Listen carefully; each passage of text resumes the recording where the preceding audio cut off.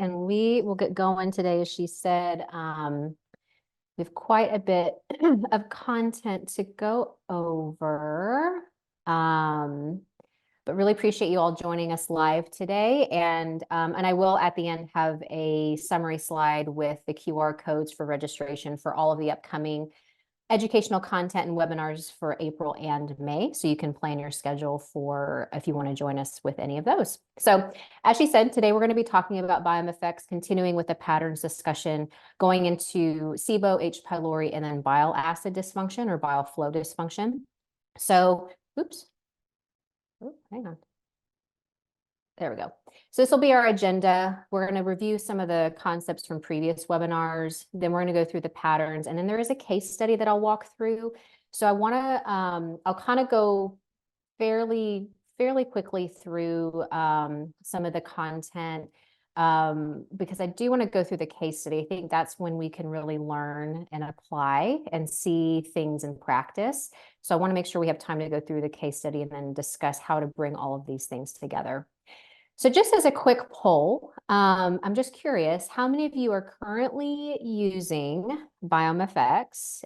And also, how many of you have switched to using Biome Effects in the last 3 months? So maybe you're newer to the test since we've started doing this. So you can just put into the chat box that you've been using it or if you've switched. So some are yes and yes, some have switched, some have been using, some have recently switched. Awesome. Cool. Yeah, because I'm always curious, and we always, when we're doing these educational webinars, just wondering where everyone is with their knowledge base of biome effects and if you're newer versus if you've been using it for a long time. So we kind of have a mix here. So let's just recap. This is from Kara, if you remember way back from January. This was a slide from her deck, just to talk about what biome effects is in terms of it being a functional microbial analysis and how that compares to traditional testing. So in a traditional sense, like if you're going to go to a PCP, they're going to run just a diagnostic test. It's typically some type of stool chemistry. It's going to use some microbiology or parasitology. And they're really just looking for something to diagnose. So it's do you have something we need to go in and eliminate? Is it something we need to go in and just target? Versus something like biome effects, which is a functional microbiome analysis, looking at more about the function of the microbiome. What is it doing? What story? I like to kind of think of it as a story. What story is the microbiome telling us about this particular person? So we're looking at functions, we're looking at patterns, we're looking at microbial mapping, typically using a different type of technology like whole genome sequencing, which is a more advanced technology versus like a 16S or a culture, which is going to be somewhat more limited in what it's able to detect. And so by looking at the story of the microbiome, we're able to then see how do we then more target the support and the individual recommendations. So it's really two different tests with what we're looking at. And so a functional microbiome analysis is going to focus on function of the microbes. What are they doing and how is it impacting health? So we'll look at a few of these things. It'll be in our case study. And I'll also talk a little bit about this. And Kara and Sarah have also discussed some of these things in their webinars. And you'll get another kind of a wrap up of everything with STAR next month. Also looking at how do we create a healthy ecosystem that's going to naturally do what it's supposed to do, which is to limit pathogens or to deal with pathogens on its own. So more of a buildup versus a kill type of paradigm shift. And then also, looking at how dysbiosis is affecting the different organs. So the gut organ axis, whether it be the gut skin axis or the gut brain axis, and how those play a role in the conditions outside the gut. So it doesn't have to be a stool test only for people who are dealing with GI symptoms. You can also use stool testing for those who are having symptoms outside the GI tract. So who is in the gut? We'll go over this in the case study. How rich are they? What are they doing there? We'll talk about that. Again, this is just some review for you, for those of you who are newer maybe to the testing. And then how are they interacting with the environment? And then is there balance? So who is there? What are they doing? And are they balanced is essentially what we're looking at with biome effects.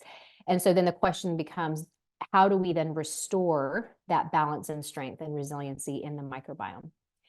So if you remember from last month, if you listened to Dr. Sarah Ellis's talk, she introduced you to the concept of clinical patterns and how being a detective, looking at how we can use these patterns that we'll go over today, and also what you reviewed with her last session is what patterns are telling us, again, that story of the individual. So do they have inflammation? Do they have dysbiosis? We'll talk about patterns for more upper gut symptoms, SIBO and H. pylori. And then how does that apply to their clinical picture, to where maybe it will inform you for future testing that you may want to do, or your interventions that you want to do with them. So these are all things that we can kind of take away when we're looking at these different patterns. So this is, again, a slide from her deck, just as a review. So you have it, you're building your library, so to speak. She reviewed gut dysbiosis, she reviewed leaky gut, and then intestinal inflammation, which are really some of the core patterns that many of your clients will probably be presenting with, especially if you do have a practice that focuses mostly on GI. You'll be seeing a lot of these patterns or potential patterns with your clients. All right, so how confident are you currently in interpreting Biome effects patterns on a scale of 1 to 5? So 1 being not at all, 5 being you've got this and you're feeling pretty confident. So we have some 1s, some 3s, some 2s, a few 5s, so that's great. Lots of 1s. Okay, awesome. Good. So hopefully those of you who are saying that you're kind of in the 1 to maybe 3 range, hopefully you'll find some more clinical pearls today that you can take away and start applying with your patients. So just to kind of give an overview, when we think about upper GI symptoms, a lot of us think about acidic, so gut reflux or GERD or gastroesophageal reflux. And so these are just some statistics. So Americans suffer, about 60 million of us suffer from heartburn at least once a month. And about 2/3 are experiencing acid reflux each week. And about 15 million are experiencing it daily. So that's quite a lot of people, which is going to lead to that use of PPIs and antacids. About 30%, so about 1/3 of us are taking 2 or more doses per month. But we know that we all have those patients, right? You have the ones that have come to you and they've been on PPIs for 3 years or 4 years or 10 years because they just had this stubborn reflux that they're dealing with, or they might have some of these upper GI issues that they just have been taking medication to manage it. And while there are some of those people who maybe need it for whatever reason, there's a lot of times an underlying root cause that's causing that particular symptom. And so the question is, how many of these medications are really needed versus how many of these are kind of just masking a symptom and actually potentially causing more harm than good. So let's talk about H. pylori. Just as a review, this is a gram-negative bacteria. It is in the digestive tract and it colonizes the stomach, and it's very stealthy. It's very adaptable, and it does spread through individuals. So if you have somebody in the family who's infected with H. pylori, there's a potential that they are going to be sharing that particular thing with other individuals in their family, whether it be through saliva, through feces, or through contaminated food or water. And so the problem with this is not necessarily if somebody has it, but it's if they are symptomatic and if there are these virulence factors that are going to make it much more pathogenic. Because about half of the world's population carries it, but only about 15 to 20% are symptomatic. Which is going to be presented as gastritis, functional dyspepsia, GERD, reflux, some of those different symptoms that I was mentioning. But about half of us will carry it. Now, there is some question around it being a commensal, because it can be just a normal, microbe that we all have in our stomachs.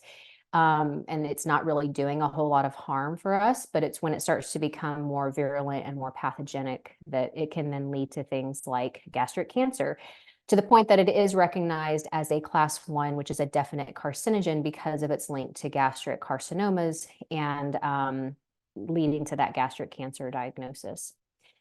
These are the typical symptoms. So usually they'll have some dull epigastric pain after eating, the belching, the weight loss, potentially things like even, low iron status, low B12 status, not feeling hungry, having nausea. Those are the GI symptoms. Now, there can also be some non-GI related symptoms like bad breath, because H. pylori can also colonize in the mouth, fatigue, anemia, and then skin issues. Things like rosacea, chronic hives, psoriasis even has been linked to H. pylori. So there's definitely some gut skin axis issues that can come from H. pylori colonization. And H. pylori, depending on where it's colonizing in the stomach, it could actually have sort of one of two effects on stomach acid. So if it's colonizing the body, which is the entirety of the stomach, then that's going to lead to that low acid hyposecretion, so low stomach acid, because it's affecting the parietal cells, which are the cells in our stomachs that make that stomach acid and release it. But depending on if it's colonizing more in the antrum, which is kind of this lower part of the stomach, then that actually can lead to increased acid secretion. So it can lead to hypersecretion and can lead to more of the duodenal ulcers. So if it's affecting more of the body of the stomach, that's potentially going to lead to things like gastric cancer. Versus if it's in the lower part of the stomach and causing an increase of acid production, then that's going to be more your duodenal ulcers. So it just depends on where it's colonizing.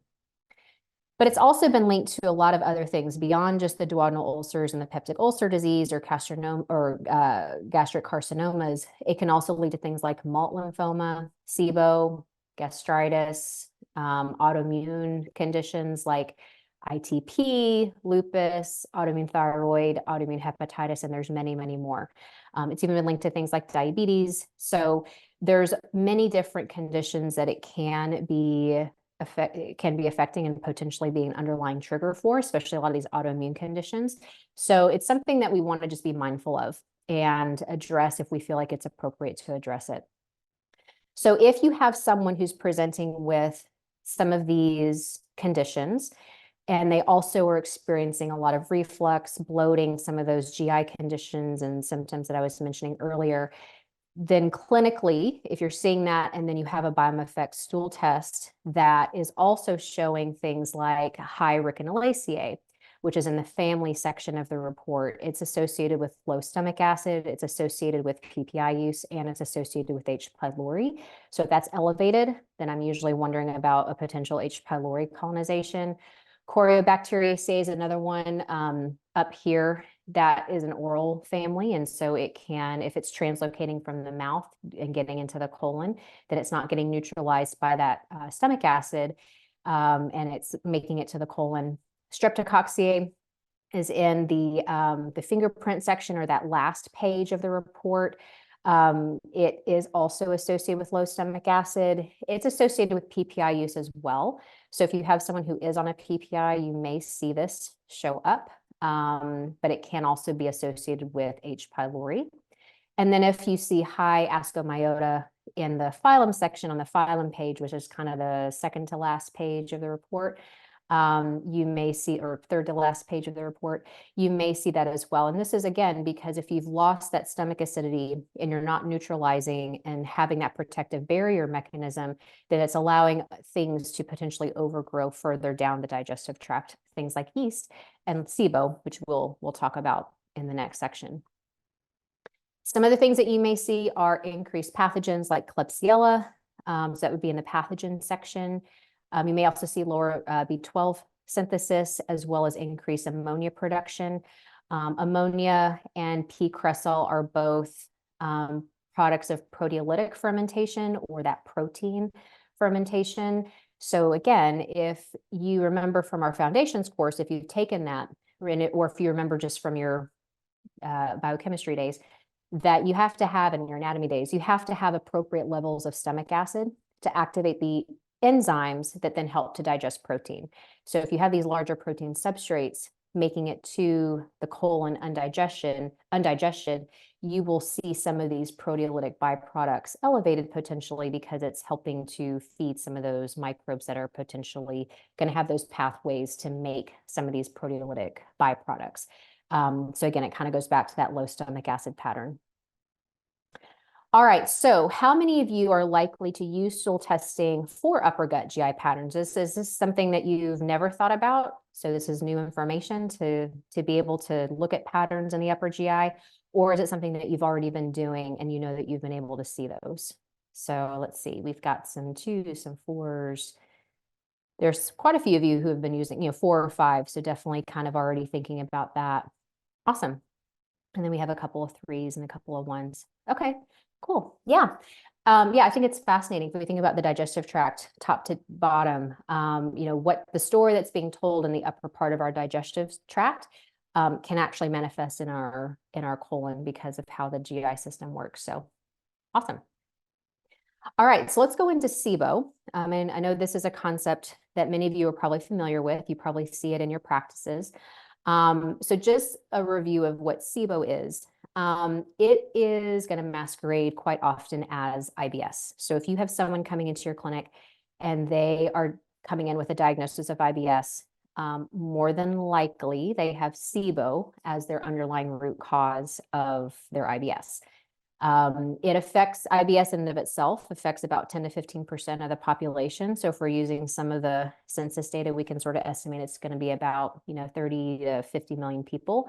But in 2022, there was a systemic review and meta-analysis that was done that's looked at how many of these IBS cases actually had SIBO as a co-occurring or an underlying issue, and it was about half.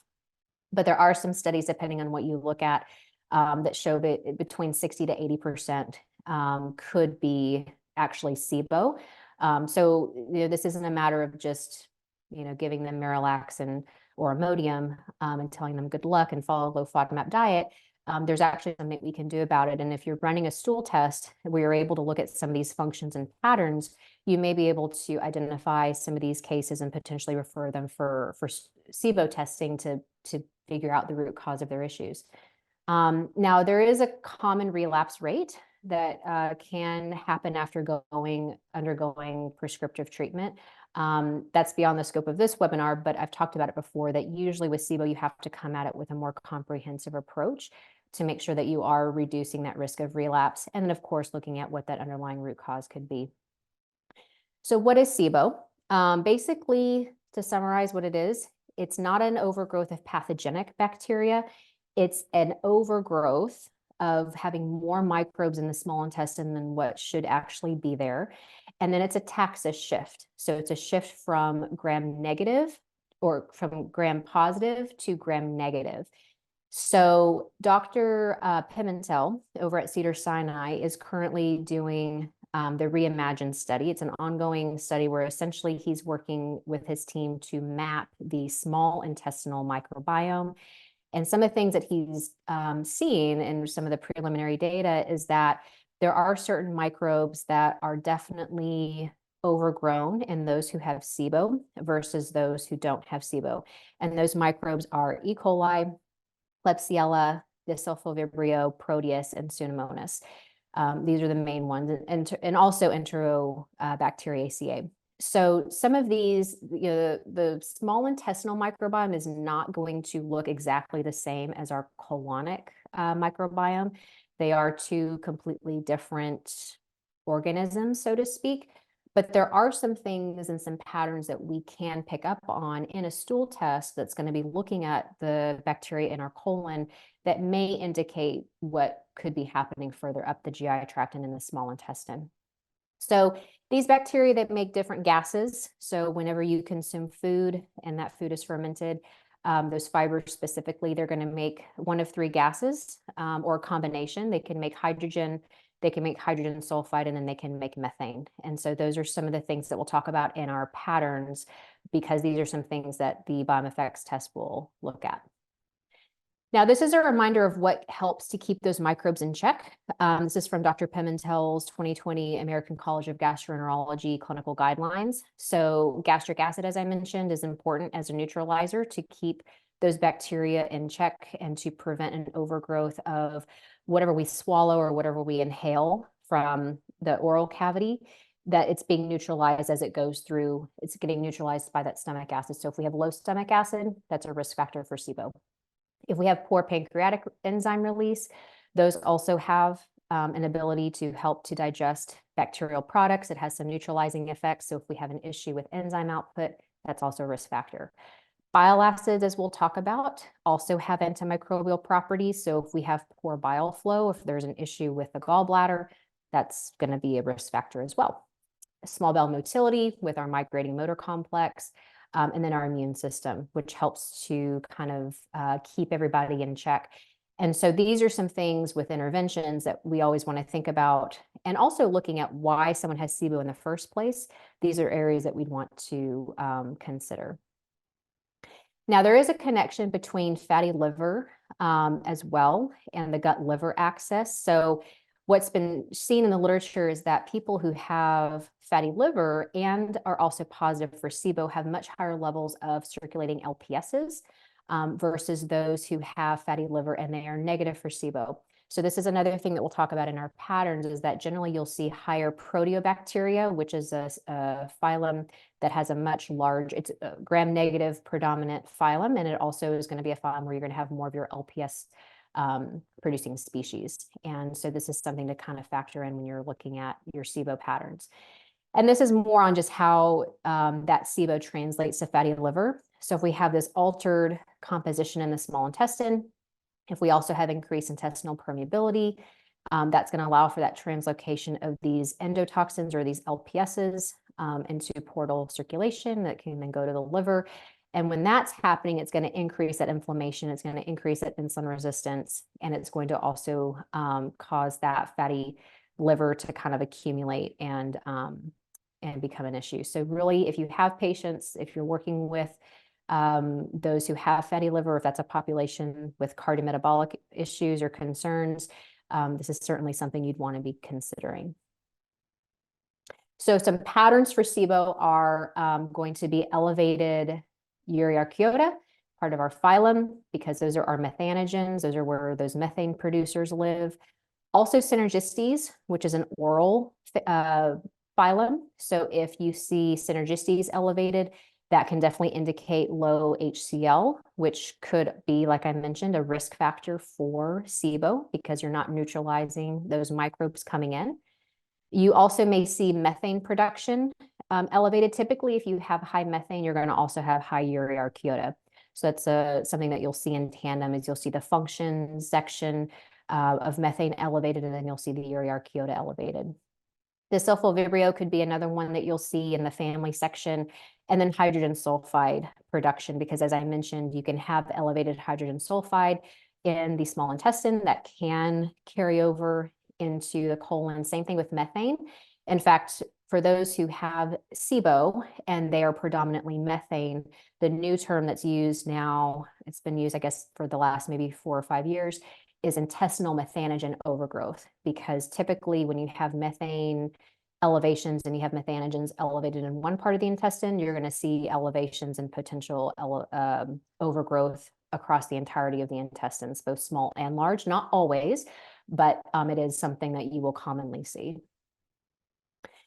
And then in terms of pathogens, as I mentioned, there's the two from our small intestine that are predominant, so E. coli and Klebsiella. Now, again, we're looking at the colon, but you would want to be thinking about maybe SIBO if you have someone who's presenting with a lot of the SIBO symptoms, like bloating and gas, where it says the day goes on, they have alternating bowel movements. Bilophila is a hydrogen sulfide producing microbe, and this can also be elevated if you have someone with SIBO. And then you'll see things like staph and strep, which again, strep we saw in the H. pylori section because it is associated with low stomach acid, and that low stomach acid is a risk factor for SIBO. So, true or false? Stool testing can tell you if you have SIBO. Yes. Good job. False. I'm seeing a lot of F's for false. That is true. Stool testing cannot tell you if you have SIBO.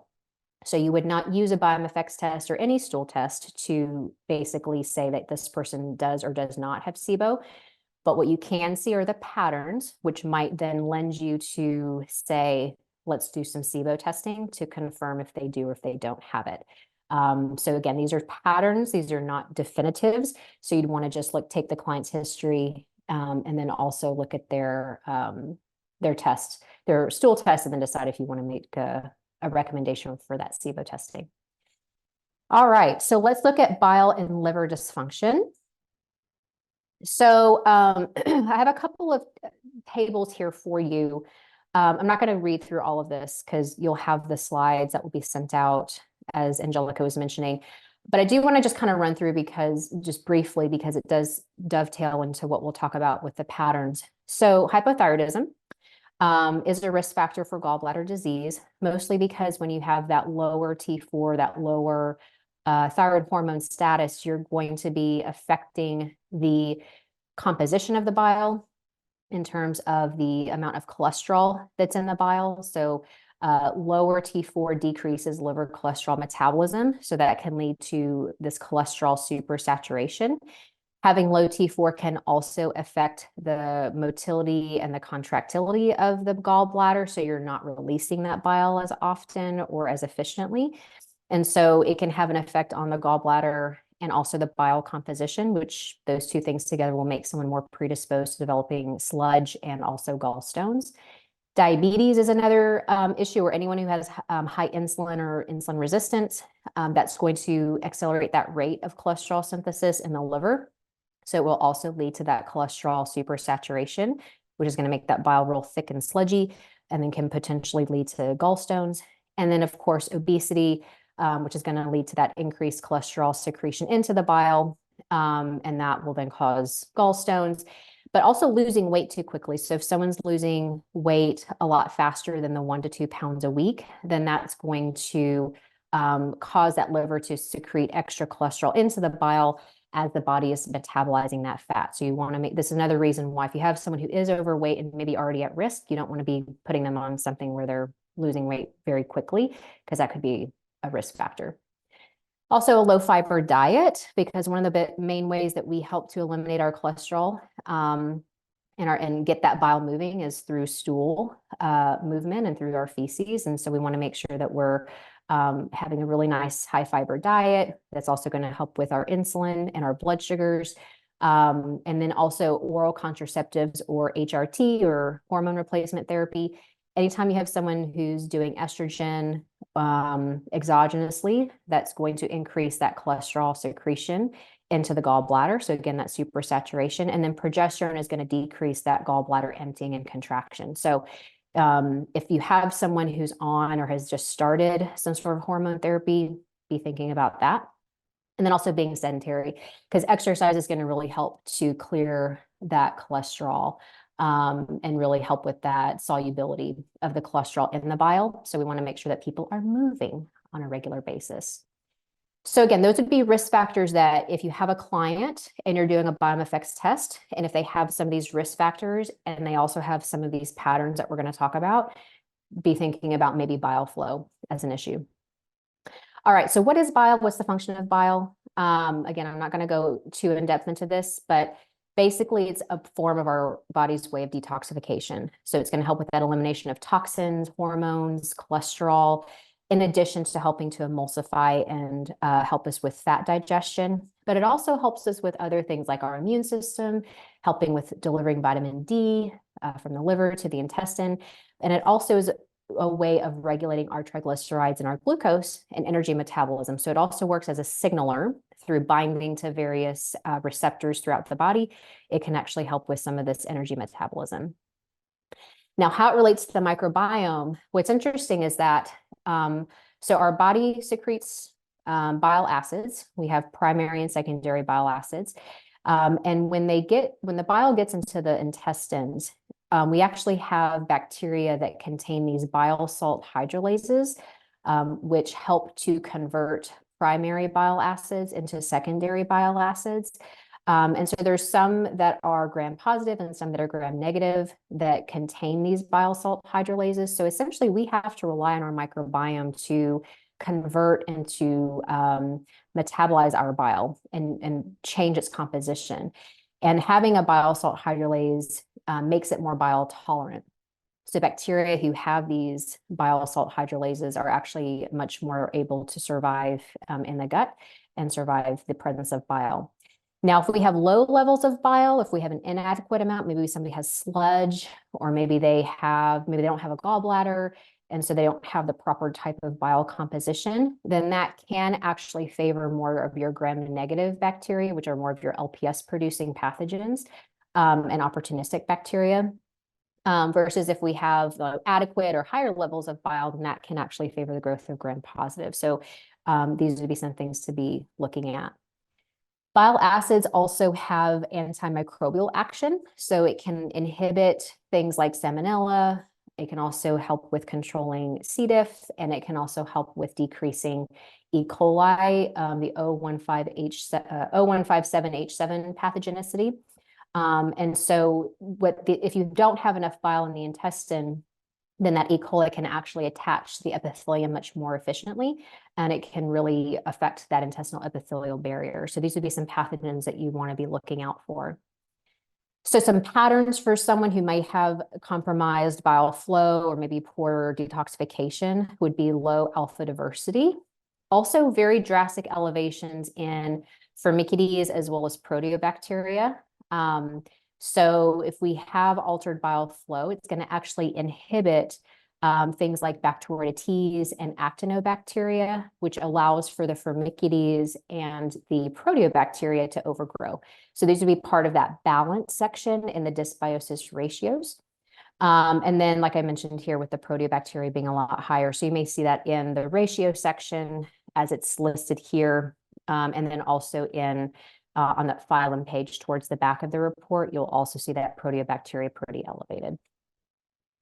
Some other things to look at would be in your keystone species. You may see decreased Ruminococcus and Roseburia. You'll also see in the pathogen section, as I mentioned, things like Salmonella, C. diff, E. coli, or Bilophila wadsworthia. And then you may also see increased Dysulfil Vibrio. Bilophila and Dysulfil Vibrio are both very bile tolerant. So if you have someone who has like a lot of bile acid diarrhea or bile acid malabsorption, so they're having a much higher amount of bile that's coming into the colon than what really should be there. So if they're having a lot of diarrhea, you may see these organisms elevated. So this is a summary of the different patterns. So you can have this slide as a reference of everything that I just talked about. It's on one slide for you. And so I won't go through that, but you have this as your reference, and you can pair that with the slide from earlier in the presentation that summarizes from the previous webinar. All right, so let's go through this case study real quick to kind of how you put this all together. So this is a real case. So this is a real person and a real test. Looking at the first page of the report, we can see their gut microbiome index, which, as a review, this is going to be a sum total of alpha, beta, diversity, resistant occurrence, and pathogen control. So if you were to add those numbers up, you would get the gut microbiome index.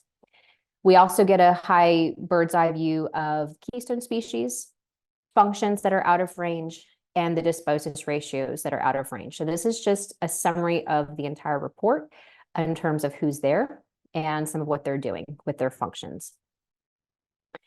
Now, for this particular person, their alpha diversity is fairly decent. We kind of like to say that we like to have alpha diversity scores around 7.5 or greater, just because that tends to, if you have scores that are higher than 7.5, that just adds up to that gut microbiome index score of being 30 or above. So that's kind of our goalpost, although we do want to see those scores as close to 10 as possible. Now, alpha diversity just tells us about the richness, the diversity of our microbiome.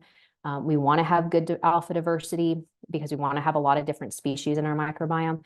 But alpha diversity is really going to just tell us half of the story of that diversity concept for this particular individual. So this one's doing pretty okay, could probably improve a bit with the number of species, and then with that diversity score, we want to make that a little bit higher if possible. Now, the second half of the story for diversity is beta, and BiomeFX is currently the only test that will look at also at beta diversity, because you could, in theory, and we're kind of seeing it here, this person's alpha diversity was 7.8, which was pretty good. So if you only had that side of the story, you would say, oh, their diversity looks pretty decent. However, their beta diversity is quite depleted. It's 3.1. And beta diversity tells us about the composition. So it tells us how closely are of all the species that are there, how closely are those resembling a healthy microbiome? And we can see that this person is at a 3.1, which is not anywhere near to 10. It's not close to 7.5. So we know that this person's composition is not great. And so this is really an area that we want to focus on, is trying to help to shift who is there so that composition improves. And then we're able to improve that with various, whether it be diet, nutraceuticals, lifestyle, to improve that beta diversity. So you can see that where you have to have both of these diversity indices to get that full picture. The pathogen control index was pretty decent. It was 8.24, and we can see that that correlates with just 2 pathogens that were detected as being elevated, Bilophila and also E. coli. And then if we look at the dysbiosis ratios here, look at their Firmicutes to Bacteroidetes ratio. That is a very, very high ratio. And if you remember from our conversations, this is associated with SIBO, could be associated with autoimmunity, definitely the gut-liver axis, and also inefficient digestion. So already from just the first couple of pages of this report, we know that they have some diversity issues. They have a very high ratio, which may be indicating some problems with autoimmunity or some upper gut dysfunction. We also see that they have more favoring of actinobacteria. So they have a pretty low proteo to actinobacteria ratio, which also can give clues to upper gut digestive insufficiency. So when you see high Firmicutes and also high actinobacteria, definitely be thinking about upper gut dysfunction.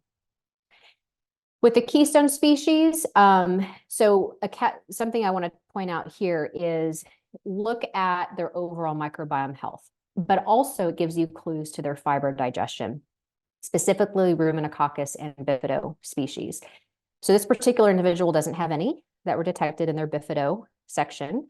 And they had very low Ruminococcus. So the Ruminococcus was also quite low. Now, what's important about that is your Bifido and your Ruminococcus are your primary degraders of your keystones. So they're what are going to take these, polysaccharides, these longer chain fibers and carbohydrates, and they're going to degrade those and convert them into these intermediate products that then help to feed some of your other species, like some of your butyrate producers. So if you have somebody who's dealing with a lot of issues with fiber digestion, yes, it could be SIBO, because it could be a FODMAP problem. It could be a fermentation issue in the small intestine. But it could, if someone is negative for SIBO, it could also mean that they just are deficient in some of these primary degraders. So they're not able to really handle those fibers as well to then create these intermediate products that then feed some of these other keystone species. So just wanted to point that out because it's a little pearl that you can take with you when you're looking at the keystone section, to then see, where is somebody really having their issues with their fiber digestion? Is it the small intestine and SIBO, or is it more in the large intestine? Now, this person also has elevated short chain fatty acid production. So they have real high butyrate, they have high propionate, they have high acetate, and they have a high lactate, which means that they are not digesting very well. There's a lot of substrates coming into the colon. So there's a lot of fermentation potential from these microbes. And so again, I'd be thinking about over fermentation or upper gut digestion. You're not breaking things down. And so it's making it to the colon. Same thing with their protein section. So polyamines are elevated, P-cresol is elevated, ammonia is elevated, and hydrogen sulfide is elevated. So again, I'd be thinking they're not breaking down their proteins. They have maybe low stomach acid. You're getting a lot of that coming into the colon. So it's allowing for these pathways to be elevated. So I'd definitely be thinking about low stomach acid and maybe even SIBO. Now, K2 for this person was elevated. Remember they had E. coli, and E. coli can make K2. So sometimes when you see a high K2, also remember what they have in their pathogen section, because some of these pathogens like B. fragilis, or these potential pathogens like B. fragilis and E. coli, can actually make K2. So some of it may be coming from more of a pathogenic source. Now, the composition, this is that phylum level that I was talking about. So again, it just gives us that picture of those, the major phyla, which are the Firmicutes, Bacteroides, Proteo, and Actinobacteria. but it also gives us some indication of the lesser abundant phyla. So you'll see things like Spirochetes and Euryarchaeota, Tanarcutes, and Synergistes, et cetera. Now, some of these, it's beyond the scope of today, but I don't really like to see, there's really nothing great that comes from having these less abundant phyla elevated. Usually it's associated with something that's not so great, whether it be Lyme or fungal overgrowth or poor protein digestion. The Vericomicrobia is actually where Akkermansia municiphilia lives. There's many other species that are part of that phyla as well. So I'm not usually as worried if that one's elevated, but it is something you'd want to look at. If someone has like a really high Akkermansia level, you may see that phyla elevated as well.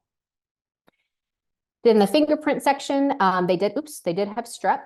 And so we know, if we remember from strep, it's shown up a couple times in H. pylori as well as in the SIBO patterns, and also low stomach acid. So we'd be definitely thinking about that low stomach acid, which would also correlate with the high proteolytic fermentation that we saw. And so that would be something to be thinking about. So let's review the patterns. Digestive insufficiency, we saw that low proteo to actinobacteria ratio. We saw a lot of elevated proteolytic fermentation byproducts. We also saw the streptococcus that I just mentioned. For SIBO, we saw a high Firmicutes to Bacteroidetes ratio. We also saw bilophilia and E. coli. We saw real high short-chain fatty acid production, as well as elevated proteolytic fermentation, including things like ammonia and hydrogen sulfide. We saw the strep as well. And then for metabolic or liver support, we saw high ammonia, and we also saw a high Firmicutes to Bacteroidetes ratio, which is another part of those patterns. So definitely be thinking about this person, upper gut, SIBO potential, and potentially some liver or bile flow issues. And what this person actually ended up having, they did have non-alcoholic fatty liver disease that had been diagnosed in 2019. And they had started to develop GI symptoms in 2020 and was continuing at the time to have daily symptoms. Their EGD and their colonoscopy had were within normal limits. And this person had been working with a functional provider who suspected SIBO based on their GI issues. And they did end up doing a SIBO breath test, which confirmed hydrogen sulfide predominant SIBO. And they used the Trio Smart breath test in order to do that. So the patterns that we saw in their Biome effects correlated with what they were dealing with clinically, and it helped to guide some of the future testing that they ended up doing. So it checked out with the patterns. And this was the recommendation in terms of products. And again, this is beyond the scope of this webinar, but just so you could kind of see what was recommended for this person to go through a protocol for the 3 months, and then with ongoing support. It was mostly focusing on that restoring of the microbial ecology, helping with some of those antimicrobial elements to push back the overgrowth of that SIBO in the small intestine, along with helping with bile flow, with digestion and motility with the megaguard, and then eventually moving into more of that gut repair with the megamucosa, transitioning to megaspore to help with that gut reconditioning. And then continuing on with the FODMATE and the megamarine to, again, just help with that repair process of, because we know that SIBO can be very inflammatory. It can cause a lot of havoc on the GI tract and with the intestinal permeability. And so wanting to really work on all that as well. Now, these are some upcoming educational opportunities with Microbiome Labs. So we have the April 10th webinar, also April 24th. So those are our 2 webinars with Dr. Sarah Ellis on the 10th, going through the 3rd part of our foundation series. And then you'll have the 4th of the 4 webinars in April with Star, going through gut, brain, and lower GI patterns. And then in May, we have the final of our foundation series.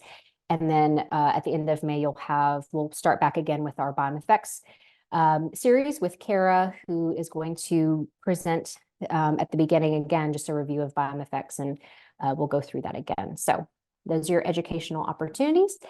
And I think we're good on time. I know I kind of flew through that, but I want to make sure we had time for the case study as well as for Q&A.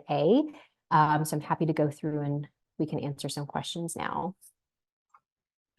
Alicia, may I interject here? Mm-hmm. I'd like to announce the offer for the 10% off for attending today, and I can drop it in the chat. Perfect. Yeah. Awesome. Okay, great. Awesome. Yeah. Just so everybody knows, we have a special offer for attending today's webinar. It's 10% off your entire cart, and you get free shipping with that as well. So I will add that in the chat. Thank you for being with us. Perfect. Yeah. So definitely look in the chat for those that Angelica is going to be dropping for you. All right, let's see some questions here. How does Wegovy or Ozempic impacting SIBO or overgrowth in the colon since it slows down gastric motility? Can overgrowth happen in the stomach due to this as well? That's a great question. Yes. So because we're sort of in this early, very new stage of the sort of explosion of these GLP-1 receptor agonists. But yes, I have seen clinically just people who are dealing more with SIBO because of the slowing of the motility. But the other thing that happens is, and there's a great review paper that was published just last year, looking at bile and gallbladder, the effects of these medications on bile flow and gallbladder contraction. And it does depend on the route of administration, whether it be injected or whether it be oral.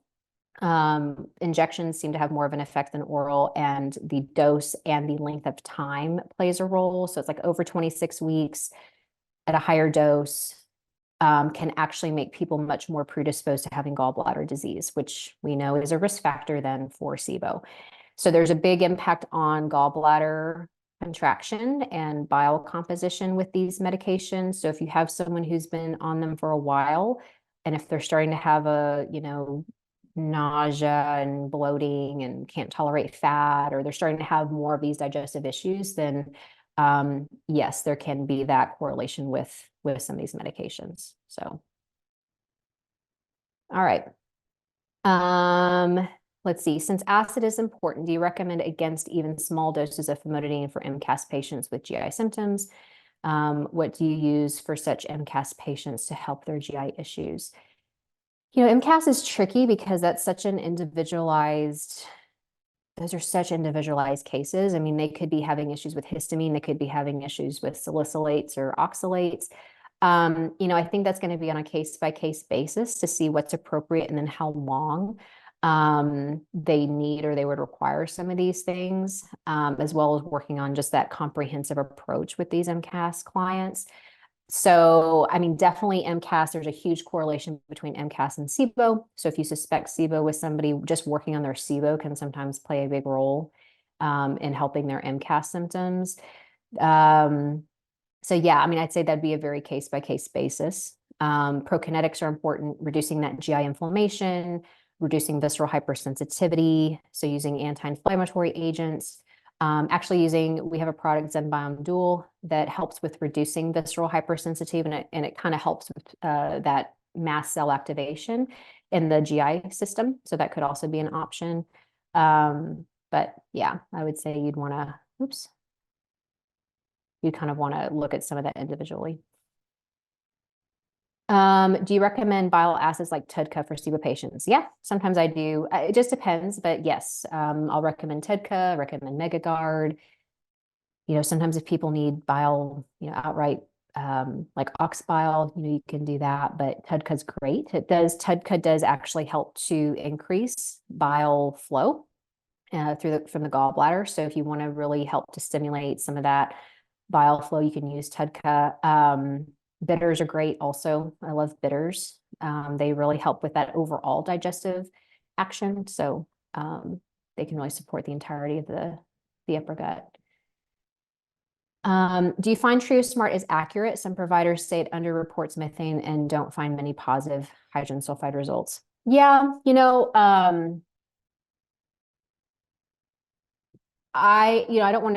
I don't want to say anything negative about any company necessarily. And I do not use TrioSmart myself in clinical practice, just because I use a company that I trust and has been very consistent with their results over time. I think that there are some providers who use TrioSmart and they get good clinical results. So, I can't speak to some of that, but yeah, I have not chosen to switch over to TrioSmart. I've chosen to use a different company just because I've I know that they use the gold standard and that they do various, quality testing and that type of thing. So, oh, what is your favorite breath test for SIBO and why? Yeah, so there's many. First of all, I'll say there's several on the market. They are all very good. They all have their, pros and cons. And I think it's really about finding your favorite breath test and getting familiar with the company and the reporting and then knowing what to expect. I personally use Aerodiagnostics. I just find that they have been very easy to work with and they clinically correlate with my patients. So that's one I've used and that's what I've stuck with. So, but there are people who use Genova, there are people who use Nirvana, there are people who use TrioSmart. You're gonna get good, typically good results with any of those. Do you test for both free T4 and total T4? What does it mean if free T4 is normal but total T4 is low? I typically am looking at free T3 and free T4. I also look at reverse T3. And so, yeah, I think that's kind of a little bit beyond the scope of this particular conversation. But yeah, I generally am looking at just the free T4s and T3s. Does supplementation with glycine and taurine help maintain levels of bile salts? If so, how much? Taurine, yeah, for sure. You can do 3,000 milligrams of taurine. That actually can be very helpful with kind of that conjugation aspect of the bile. Glycine, I don't use that as much, but taurine can be helpful for sure. How accurately does the stool test distinguish between live foodborne microbes and those which are intestinally derived? Okay, so I think you're asking, so like if someone has food poisoning or some sort of organism that they're ingesting from their food, how accurately does it detect something like that versus if it's an endogenous intestinal? I mean, the technology is going to detect whatever's there. So if you have things that are coming in from the oral microbe cavity and it's making it into the colon, and it's there, then and it's coming out in the stool, then it's going to detect it. So yeah, it's going to basically, that's what whole genome sequencing will do. It's going to look at what's there and it's going to sequence that whole genome and it'll detect it and it'll report it. What is the relationship between Candida overgrowth and SIBO? Are they synergistic? Does Candida need to be treated for SIBO to improve? Yeah, so I've seen some statistics that it's like a 70% overlap, where if someone has SIBO, they probably are at 70% risk of having Candida, which makes sense because a lot of the same risk factors that are going to cause a Candida overgrowth are going to also cause a SIBO overgrowth. So that's certainly something that you're going to see co-occur quite often. And yes, so it'll take case by case, but in general, you'll need to kind of work on both. That is a benefit of using, some of the more comprehensive natural approaches to SIBO is that you're going to also be kind of working on Candida at the same time. But yeah, you'll need to kind of work on both to get that full resolution of the person's symptoms, typically. Let's see. Can you explain the link between postmenopause and low Firmicutes Bacteroides ratio? Great question. Actually, hormones play a big role in our gut microbiome. And what studies have done, so they've done this with twins, actually. They've looked at twins who have, I'm going to answer your question. I'm just going to take a little bit of a route to get there. So in twin studies, they've looked at boy-girl twins, and then they've looked at same-sex twins. So boy, girl, girl. And when you have twins who are of different sexes, so boy, girl, they basically have a very similar microbiome. There's really not a lot of variation between male and female microbiomes up until puberty. And then when puberty sets in, you actually see this really stark divergence in the microbiome. So there is a hormonal component starting at puberty that then starts to differentiate, and you start to see some changes between male and female microbiomes. Then when you start going through menopause and you start to get another major shift in those hormones, then you also see this shift in the microbiome with the Firmicutes and Bacteroidetes. Now, if you throw in things like hormone replacement therapy, that can sort of throw a wrench into things. And so you can certainly start to see the composition of the microbiome change, but there is a hormonal component, and there's like this gut microbiome hormone component in how the gut microbiome metabolizes hormones. For example, just one example would be the estrobolome, which we didn't talk a lot about here, but that is an example. But there are there's this new concept called the endobolome, which is sort of a new emerging word and a new concept that essentially is looking at how our hormones, our gut microbiome, and then also our endocrine disrupting chemicals that throw another whole wrench into this pattern discussion when it comes to hormones, because of the way of our microbiome affects those endocrine disrupting chemicals and metabolizes them, and how that then shifts and changes the microbiome. So there's actually more of a hormonal component that just can lead to that shift. That can be some of the things that you're seeing with that. Let's see how we're doing on time. So we've got about 2 minutes. So I won't get to everybody's question, but I'll try to get through another couple of people. Let's see, what advice do you have for working with low-income, underserved patients? Yeah, I think with that, basics, go back to basics. I mean, that's something that I really try to do with my clients if they are more financially, they're not able to do all the fancy testing and all the things. I mean, make sure that they're chewing really well. Make sure that you're supporting them with, good whole foods, that you're doing the dietary manipulation, lifestyle strategies, intermittent fasting, breath work. Don't forget about those basics. Those all have to be in place as well, because we also know that low stomach acid can come from just really chronic stress. Being in that sympathetic state is going to suppress that vagal nerve, and it's going to affect your digestion. So you'd want to just make sure that you're really working with them, meeting them where they are, and not forgetting about all those basics of sleep and stress and chewing and all of that. So I'd really be focusing on those things. And then whatever, if they're able to do anything additional to that, then working with them to do that. So let's see, I think that's probably all the time that we have. So I will wrap up with that. And